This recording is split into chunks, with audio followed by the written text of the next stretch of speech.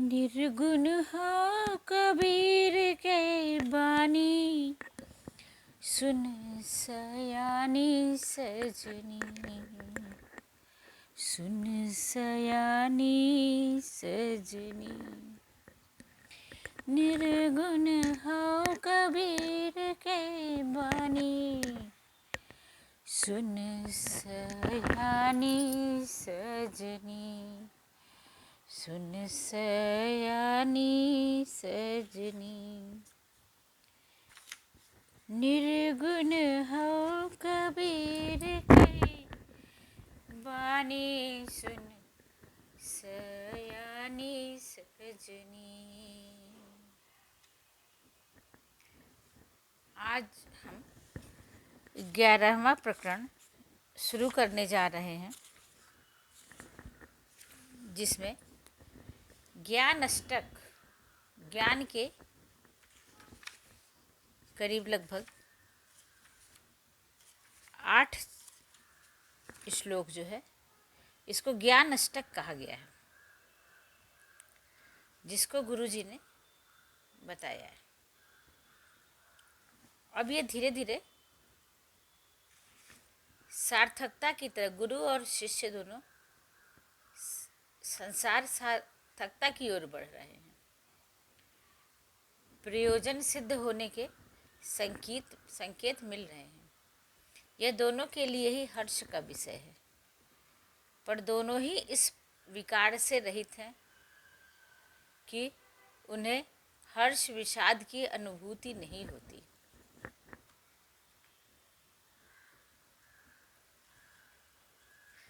गुरु बताते हैं अपने उपदेश के द्वारा, शिष्य को बता रहे हैं कि चित्त से उत्पन्न विकार मानव जीवन को भ्रमित करके आवागमन के अंधकूप में धकेल देते हैं। चित्त बड़ा कुटिल और शक्तिशाली है। यह आत्मज्ञानी को भी भ्रमित कर देता है। सोने के मृग नहीं होते, पर जानकी को यह भ्रम इतना सत्य लगा कि राम के बार बार समझाने पर भी स्वर्णासन की आसक्ति न छोड़ी। चित्त ने भ्रमित कर दिया था, कामना जागृत कर दी थी। अष्टावक्र गुरु अपने शिष्य को उन सभी बाधाओं से धीरे धीरे परिचित करा रहे हैं, जो आत्मज्ञान के पश्चात ही आ सकती है। ना अहम देहो न मे देहो बोधो अहम इति निश्चयो, केवल्यम इव संप्राप्तो न स्मृत्य कृतं कृतं। ना तो मैं शरीर हूँ और न यह शरीर मेरा है, मैं तो विशुद्ध बोध हूँ।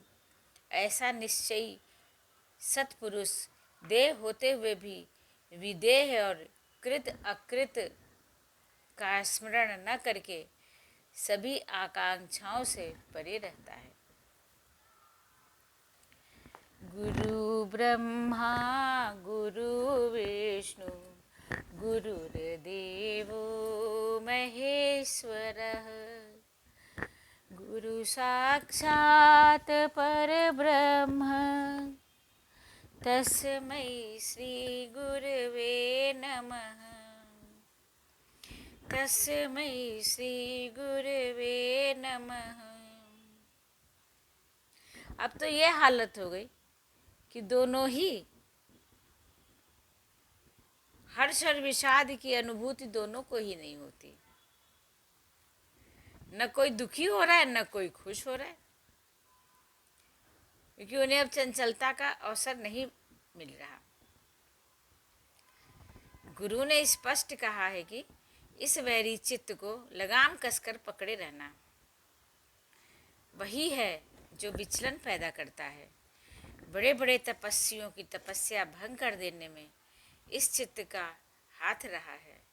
शिष्य ने मर्म को समझा और चित्त को वश में किया। यह सरल नहीं था, पर जब आत्मदृष्टि आ गई तो फिर कठिन भी नहीं था। चित्त की रास चर्म चक्षुओं से नहीं दिखती।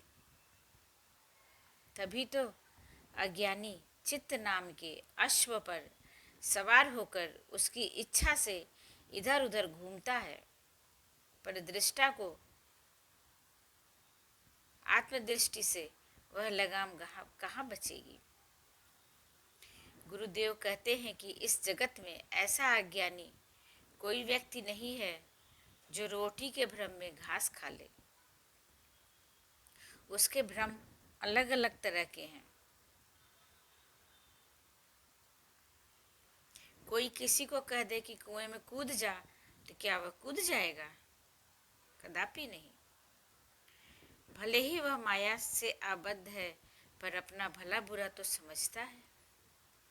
अपनी लाभ हानि में वह सजग सतर्क है, पर यहाँ पर तनिक भी भ्रमित नहीं है।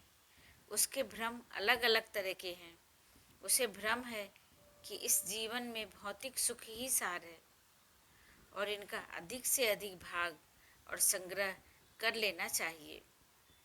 वह भ्रमित है कि उसका जीवन अनंत वर्ष का है, अतः संग्रह में कोई कमी नहीं रहनी चाहिए।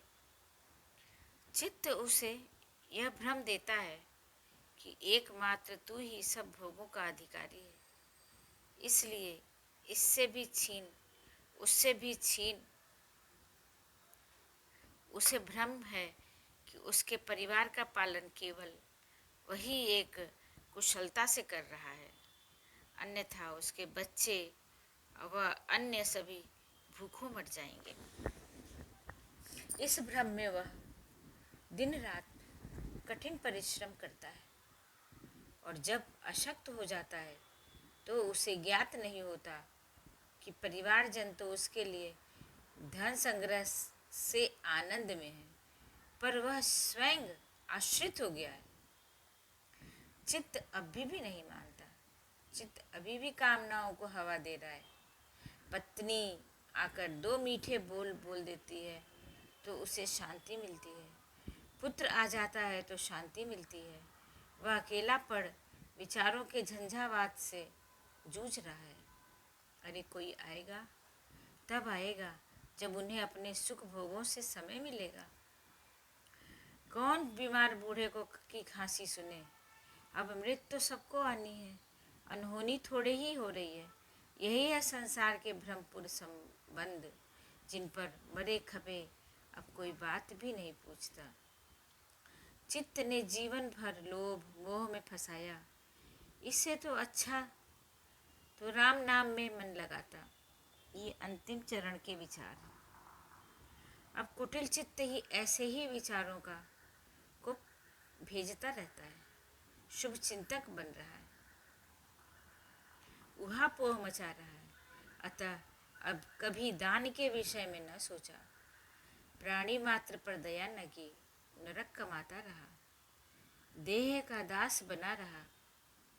जिस पत्नी और संतान के लिए दिन रात मेहनत की, अब उन्हें कोई गरज नहीं रही, क्योंकि वह अशक्त हो गया, अंतिम सांसें गिन रहा है। अब भगवान याद आ रहा है, पर किस तरह? हे भगवान, अगले जन्म में ऐसी संतान न देना। अभी भी मुक्ति मांगने की इच्छा नहीं, जन्म चाहिए। देहदास जो ठहरा, मरना है फिर से जीवन के लिए। अष्टावक्र ज्ञानाष्टक उपदेश के द्वारा शिष्य को बता रहे हैं कि चित्त से उत्पन्न विकार मानव जीवन को भ्रमित करके आवागमन के अंधकूप में धकेल देते हैं, और चित्त बड़ा कुटिल और शक्तिशाली है। वह या आत्मज्ञानी को भी भ्रमित कर देता है। सोने के मृग नहीं होते, पर जानकी को यह भ्रम इतना सत्य लगा कि राम के बार बार समझाने पर भी उन्होंने स्वर्णासन की आसक्ति न छोड़ी। चित्त ने भ्रमित कर दिया था, कामना जागृत कर दी थी। क्या हुआ अंत? भेष में आया, ले गया, युद्ध हुआ, सब कुछ हुआ।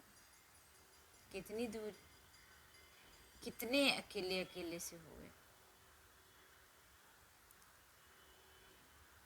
अष्टावक्र अपने शिष्य को उन सभी बाधाओं को से परिचित करा रहे हैं जो आत्मज्ञान के पश्चात भी आ सकती है।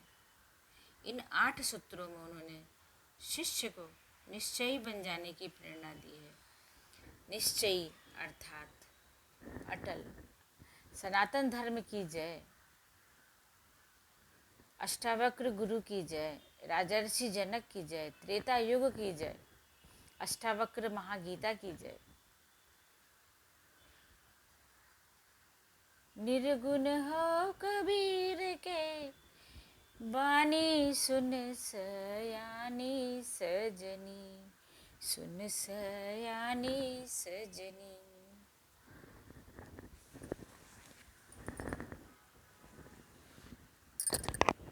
आप सभी सुख और आनंद से रह रहे होंगे। मेरा आपको प्रणाम है। बार बार नमस्कार।